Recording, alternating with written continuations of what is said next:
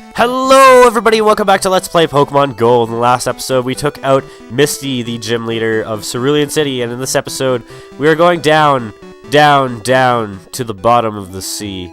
And there's a house there. I wonder if it still has the same function as the first game. I'm gonna go check it out, because I'm retarded like that. So, let's go in and not walk right past and hit the wall.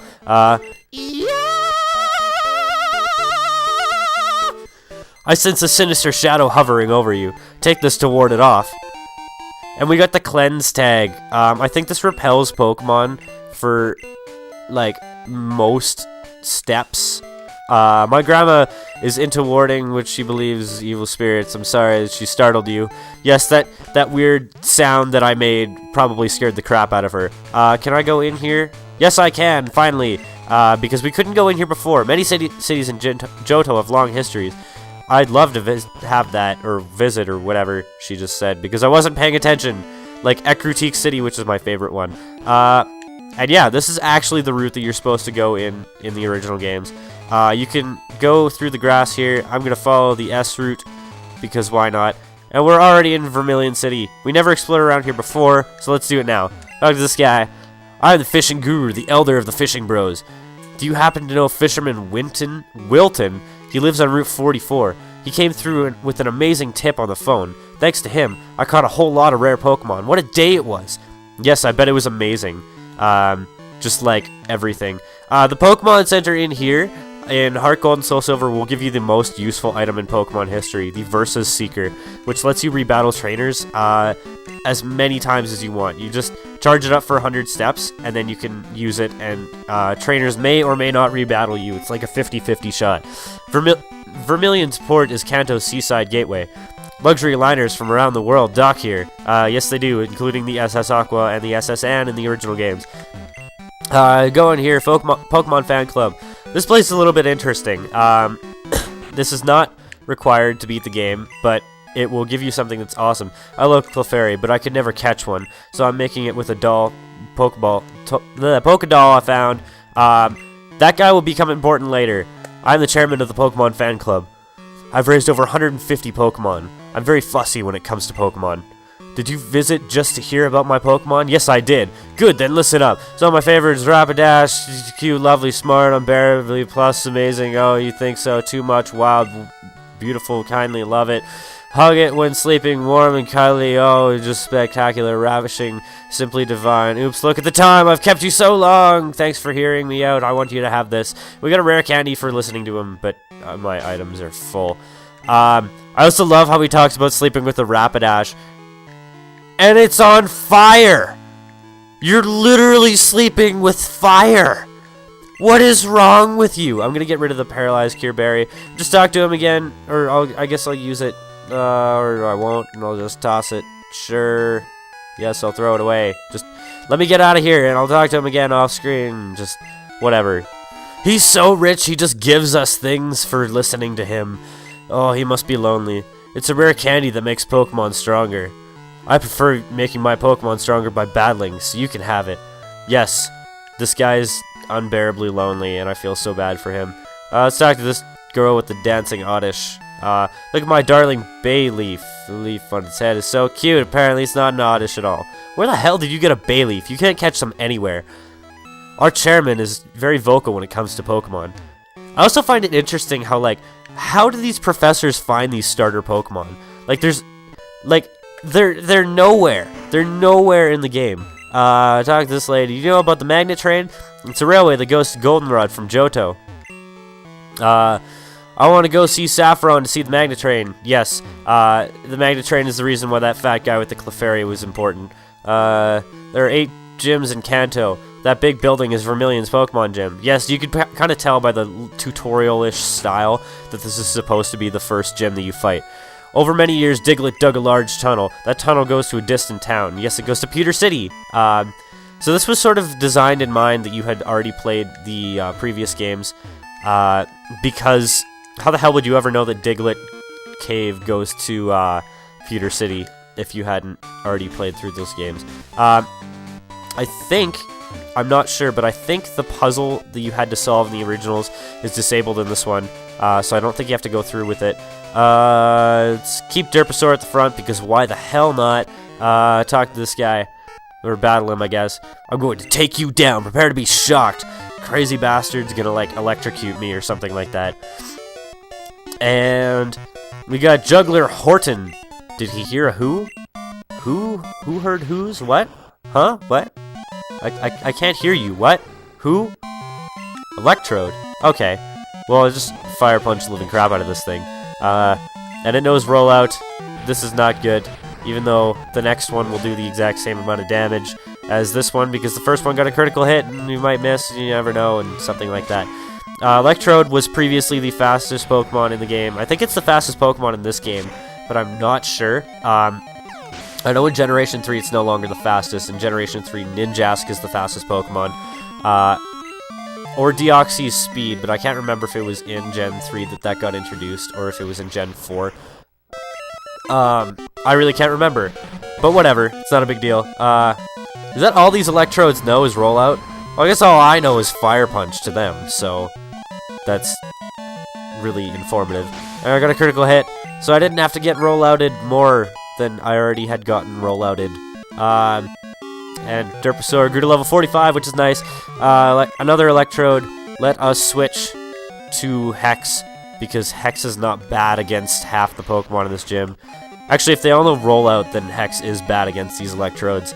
But whatever, not a big deal. I'm okay with it. I'm not gonna freak out or anything. It's okay. Wow, Hex is actually faster. Mind you, Hex is 10 levels higher, so I'm not really that surprised. But whatever. These crazy Electrodes and their winking abilities, and it's just amazing how one Pokemon can just sit there winking all the time. So I don't know if this has been shown in this LP, but in previous and future games, as well as maybe this one, I can't remember, Electrode will appear on the map as being the exact same shape, size, and color as a Pokeball, and sometimes you will go and talk to an item that's on screen, and it'll be an Electrode. You're here to defeat LT Surge? Not if I can help it. Yes, Lieutenant Surge is the gym leader in this. He is former military man, crazy bastard, and Gentleman Jeffrey will not allow it to happen if we will not be allowed to defeat him. By the way, today is Sunday, recording this immediately after the last episode. I didn't even stop the recording, which I usually do between episodes. I usually stop the recording and restart it just in case, because you never know, and stuff and things and stuff like that. You know, I don't know. I don't even know what I'm saying right now. Words are not my friend. So I found out today that I got a B+ on my first paper at school, which is the best I've ever done in a paper, ever, and I'm so surprised, because I'm horrible at writing. As you can probably tell from my vocal skills, I'm horrible at writing, and, I don't get why I'm so bad at it, but whatever. Oh man, I was gonna go and get water in between these battles, but now I have to battle the second guy, and then it's just this all-around affair, and holy crap, that guy's got an awesome guitar. I want a guitar like that with a Pokeball on it. That would be so badass. And then I just like bust out on stage and play this awesome guitar solo. When I was in grade 12, we had like this singing competition thing that was like an American Idol ripoff. I actually got into like the final round because apparently I can sing for some reason, and like people think that I can sing for some reason, even though I know that I can't. But anyways, I got into the final round, and I did the song Drive by Incubus, and there's like this mini, not really sort of half-ish guitar solo, because it's a slower song that's like about drinking and driving, and I was like way too into like no drinking and driving at that point because my dad actually got a DUI, and I was like, don't end up like this asshole. And I sang this song about no drinking and driving, and in between like the second and third chorus of that song, there's like an a mini half-ish guitar solo, and I just like totally full-blown like busted out into the air guitar while I was doing this. Like I did like power slide across the entire gym. Like I swear to God, I power slid like at least 40 feet because they had just waxed the floors to the gym and I was wearing sweatpants. And I switched to Hex even though I didn't see what Pokemon it was. Oh, it's Magnemite, great. So this isn't gonna be well for me. But I power slid across the entire gym. I actually managed to burn a hole in the knees from my sweatpants. And then I tried to do it again at the end of the song.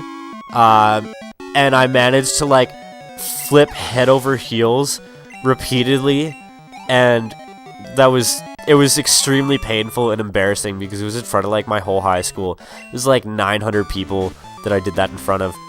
I'm gonna go back and heal before the gym leader because why not? But that was probably the most embarrassing moment of my entire high school history. Which, you know, I'm not doing that bad if all I did was like take a spill in front of my whole high school. I didn't like lose my pants or anything like that. Well, I sorta did. I lost part of my pants because I burned a hole in the knees. But like I stood up and everybody's like, "Holy crap, his knees must be like burning right now." And they were. That was probably the worst burn I've had in a while. Actually no, I had a worse sunburn. I think it was in 2011. I got a sunburn that was so bad that I was at my friend's house, and their house backs onto a mini little lake, and we were out on this lake for 8 hours, and it was like super sunny out, and it was like highest UV day of the year, and I didn't put on sunscreen, stupidly.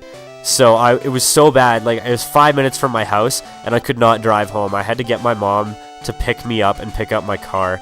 It was that bad. Surge, hey little boy, I have to hand it to you.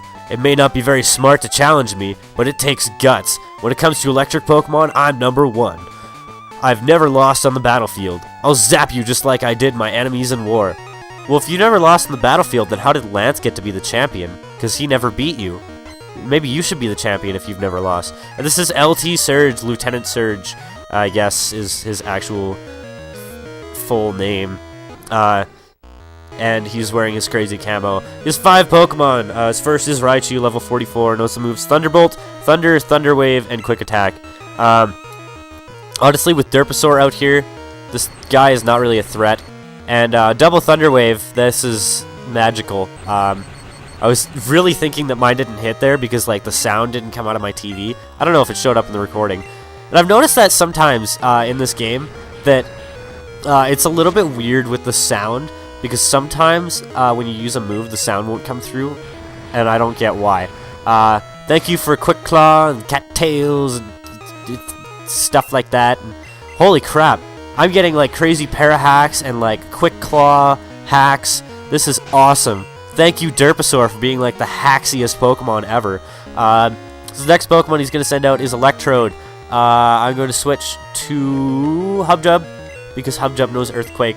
I could probably take out this whole gym with Hubjub and Earthquake, but I won't because that's not really terribly interesting. He actually has 2 Electrodes. Both know the moves Screech, Double Team, Swift, and Explosion. Now, because they know Explosion, that is why I'm going to use Hubjub to just try and take them out in one hit with Earthquake. The thing that's threatening about these Electrodes is that they're super fast, they know a move that lowers your defense, and they know Explosion. So this next guy could use Explosion and just take me out if he's going to use his other Electrode, which he's not. Magneton, let's switch to Matto, I guess. Oh, freaking allergies. I had to cut out like 30 seconds of me just like being crazy. So yes, this next Pokemon is Magneton, level 40. Knows the moves Zap Cannon, Lock On, Double Team, and Swift. Now its basic strategy is going to use Lock On and then going to use Zap Cannon. Because Zap Cannon has abysmal accuracy, and it only hits like, I think 50% of the time. I'm not too sure. I've never really used Zap Cannon on a Pokemon. But one Flamethrower did it, and I'm not too worried about him anymore. Electrode. Let's switch back to Hubjub just to take this thing out really quickly. And this Electrode knows the exact same moves as the other one. Screech, Double Team, Swift, and Explosion. So hopefully Earthquake should just one-hit it again. I didn't see if the last one was a critical hit, but I'm pretty sure it would just take it out anyways. Because Electrode isn't the greatest defensively. Hubjump is okay attack, and Earthquake is super effective, and it's a really good move. So yeah, he's only got one Pokemon left. He's got Electabuzz. You know what? I'm going to take his parallel Pokemon against him, because it will be an epic battle of epicness, and we're just going to, like, duke it out right now. So this Electabuzz is level 46. I'm one level lower, but whatever. It knows the moves Thunder Punch, Thunder, Light Screen, and Quick Attack. Really, this thing isn't that big of a threat, unless, for some reason, like, nobody on his team knows Rain Dance, but if somebody on his team knew Rain Dance, or if you used Rain Dance, that would be really bad. Wow. Wow, that's surprising. I was thinking that was like the hardest Pokemon that we've run into so far. But whatever. Maybe not. Lieutenant Surge was defeated. Oh, you're strong. Okay, boy, you get the Thunder Badge. And yes, we got another gym badge. Yay, one episode, one gym badge. One episode, one gym badge. This is becoming like a cycle, isn't it? Apparently that badge increases your speed. I don't really think it will, but whatever. Because electric-type Pokemon are apparently fast, even though I outsped most of them most of the time. But whatever. Let's just get the hell out of this godforsaken place. So there's basically two routes that we could take to the next town. We could go to the left and go up to get to Lavender Town. Or we could go up to Cerulean City and go through Rock Tunnel to go through. Now, you know, this wouldn't be a complete playthrough if I didn't go through the torture of going through Rock Tunnel. So I'm actually going to go that way. So I'm going to fly to Cerulean City, I'm going to buy a bunch of repels, and I'll meet you at Rock Tunnel. So, one sec. Okay, finally, the amazing one has returned. It is the absolute and full return of Star Penis. I probably should have stuck it out front just to show it off a little bit as to how horrible Star Penis is. But yes, Rock Tunnel is dark, so we need Flash to get through it. We don't need Flash, but you know what really helps? Most of the time when I play the remakes of Red and Blue, or Red and Blue themselves, I generally just go through Rock Tunnel when it's dark, because I just can't be bothered to go and catch 10 Pokemon and go back to Pewter City and get Flash. It's such a pain in the ass. Was that Poliwrath? I'm gonna send out Bats, because Bats hasn't seen any action in quite a while, and it's definitely the most underleveled one on my team. So, for going through Rock Tunnel, we need both Flash and Cut. Well, we need Cut to get to Rock Tunnel, and we need Flash to get through. I'm not sure if you need Strength or Rock Smash or anything like that, but I do have Pokemon for that, just in case. Well, I guess Super Bitch knows Rock Smash and Strength. Bass is trying to learn Mean Look. I don't want it to learn Mean Look, because that is not useful for the intents of my team. And he's about to send out Primate. I'll leave Bats in, because Bats could use some loving right now. Oh, sexual feelings. Woo! Oh, baby. Sexual feelings with Bats. Bats and sexual feelings. And loving sex and bats and stuff. And there's a monkey with boxing gloves. That's all really Primate is. It's an angry monkey with boxing gloves. Like, people say, like, some of the newer Pokemon are uncreative. Oh, how can we make a new Pokemon? Give it boxing gloves. That'll work. But I think the most creative Pokemon of all time was Rhydon. And you know why? Because it's the first one ever made. This is a little heartfelt thing there. And the first time I ever played Pokemon Red, I didn't even know that Rhydon was the first Pokemon ever made, but I had a Rhydon on my team. Actually, the first time I played Pokemon Red, I just had a Rhydon there for no reason. It wasn't really on my team, because my team was a level 90-something Blastoise, and that was it. Because I was, like, 7 years old, and I didn't know that you had to train more than one Pokemon. And yes, I have beaten the game in its entirety with one Pokemon. And that, I think the only time I've ever done that was with that Blastoise. I love that Blastoise so much. And for some reason, when I was a kid, I had so much more patience than I do now, and I just sat there and I trained this one Blastoise for, it must have been freaking days and days and days, because I got it up to level 100, and yeah. I've only ever done that with 2 Pokemon. I've gotten a Blastoise up to level 100. Actually, no, I've done it with 3. I got a Blastoise, a Jolteon, and a Charizard up to level 100. The Blastoise and the Jolteon were on the same file. My very original Pokemon Red file. Which... there is sort of a story behind Pokemon Red. And, I know where my cartridge is, but I have no way of getting to it. Why did I jump down there? That was retarded. So, my Pokemon Red cartridge is sitting in a house in Fort Saskatchewan, Alberta. The address is 123 West Muse Drive. This is where we go up to go to Power Plant. We actually go down to go to Rock Tunnel. The address of the house is 123 West Muse Drive. And the cartridge of my Pokemon Red is sitting inside of the furnace. Yes, it is inside of the furnace in that house. That was my old house that I used to live in. Was at that address. But I don't live there anymore, so don't bombard me. I forgot to get repels. God damn it. So I guess 2 will have to do it, and maybe that cleanse tag will help a little bit that I had from earlier. There are some items in here. In all honesty, it's really not worth going through that much. Got an iron. I'm gonna get that. So I gotta get rid of something in my inventory. One sec. Okay, I used the 2 PP ups that I had. Basically, what a PP up will do is it'll increase the power points for a move for a Pokemon, like one specific move, by 20%. Iron, that raises defense, right? Yeah, that raises defense. I'm gonna give that to Hubjub, because Hubjub is sort of the defensive one on my team. Yeah, I'm gonna use the rare candy to... Actually, no, I'm not gonna use that right now, because I have an intended use for it later. But what was I saying? A PP up will increase the number of power points you have for a move by 20%, and it will do that permanently. And I used one on Hubjub for Earthquake, and I used the other one on Hex for Psychic. Now, the reason I did those 2 moves is because those are pretty much the 2 best moves that I have on my entire team.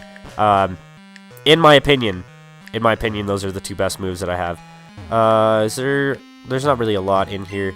There's a Revive, apparently, which is nice. You know, saves me a little bit of money. But other than that, there's not really that much. Let's see, what's this? Oh, another PP up. That's cool. So I'm actually going to use this one on... Wait for it. No, don't use the Master Ball. Don't use, like, a TM or something like that. Don't be retarded, basically, is what I'm saying. I use this one on Squidward, on Sludge Bomb. Now, why didn't I use that on Surf? It's a good question. That's all I'm going to say that's a good question. Because right now, I'm thinking, and I'm like, I should have used that on Surf. So remember that cleanse tag we got from that creepy old lady? Well, I'll give that to Bats. Bats is already holding King's Rock. Yeah, whatever. Doesn't really matter. King's Rock is a good item too, but I was gonna say cleanse tag helps repel wild Pokemon, but apparently it doesn't do a very good job. Okay, you know, remember on Lake of Rage when they were saying, oh, we're worried about the wild Pokemon that are evolving so early? I just ran into a level 14 Machoke. We should be more worried about the Pokemon in Kanto that are evolving early, not like a bunch of useless Magikarp evolving into Gyarados. Like, sure, Gyarados just like to thrash about, and you know, that could be a big deal, but whatever. This is TM47, I think, I'm not sure, but I think that this is Steel Wing. Let's check. I got a lot of TMs, holy crap. Steel Wing, yes. I don't know if I'm going to teach that to anybody, because, Steel-type moves I've never found to be horribly, horribly useful. Oh my god, it's a Cubone. I don't think I've ever seen a wild Cubone in my entire life. Am I gonna catch it? No. But it's just kind of cool. Cubone, Cubone probably has the saddest Pokemon story ever, and it's a little bit amazing, and it making me cry. Making me cry a little bit inside. So basically, Cubone wears the skull of its dead mother on its head to protect it. There are also rumors that the Pokemon that's inside Kangaskhan's pouch is a Cubone, is like a baby Cubone. Ha ha ha ha ha! Well, screw you, fat guy. I can laugh at you too, crazy bastard. Hiker Jim. Jim, ha, that's a funny name. You're retarded, Jim. He's got him a champ. Ha, that's retarded Pokemon because, like, I'm just gonna probably take it out with one fly. Vital Throw, ha, that's a retarded move. Ha ha, Hiker Jim is retarded. Actually, most Pokemon AI is retarded.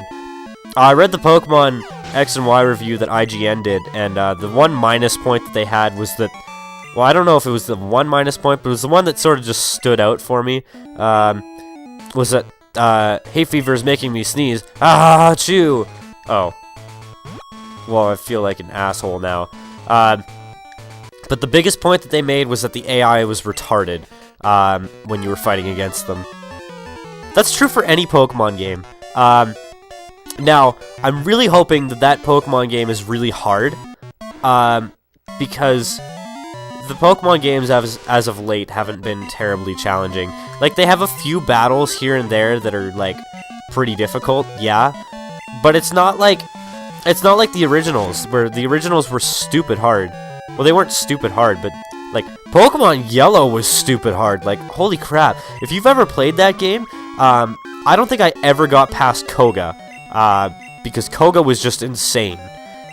He had, like, a level 48 Venomoth or something like that, which, you know, Venomoth's not that great of a Pokemon, but it was level 48. Like, that's higher than any of the gym leaders that we've fought in Kanto so far, and we've already beaten the Pokemon League. That's almost as high as the Champions Pokemon. The 6th gym leader in that game had a level 50 Alakazam. Actually, she had 3 level 50 Pokemon. That's equal with the champion in this game. So, like, as you can see, those games, like, especially Pokemon Yellow, was a lot harder. Now, I think for the Elite Four, the Pokemon were the same level, but whatever. I think the last Pokemon game that I've played that I had challenges beating was Pokemon Diamond, and that was only because of the very last Pokemon in the Pokemon League.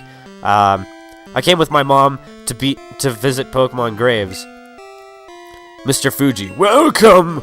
You appear to be raising your Pokemon in a kind and loving manner. Pokemon lovers here come here to pay their respects to the departed Pokemon. Please offer condolences for the souls of the departed Pokemon. I'm sure that you will make them happy. I'm pretty sure I just crapped my pants because Hiker Anthony's calling. It's me, Anthony. How are you doing? Want a battle? It's not going to be a repeat of last time. It'll be around 33. No. No, I'm not going back right now, Hiker Anthony. I'll go and fight you later, but not right now. The Pokemon that lived with me, I loved them like my grandchildren. There are other graves of Pokemon here, I think. There are many chambers that only Mount Fuji may enter. Mount Fuji, Mr. Fuji. So, basically, this radio tower here used to be the site of basically a mass Pokemon grave. It was Lavender Tower. What is this place? Lavender City Volunteer Pokemon House. Yes, some cold-hearted people stop caring for their Pokemon. Grandpa takes in the poor homeless Pokemon and takes care of them. Yes, this is actually Mr. Fuji's house. Well, it used to be his house. He's at the Soul House, which is his home apparently now, because he likes to eat people's souls. I don't think I ever ended the episode. Holy crap, I didn't end the episode. This is gonna be like the longest episode ever. Holy crap. Next time on Pokemon Gold, we will go this way. See you guys then. Goodbye and have a wonderful tomorrow.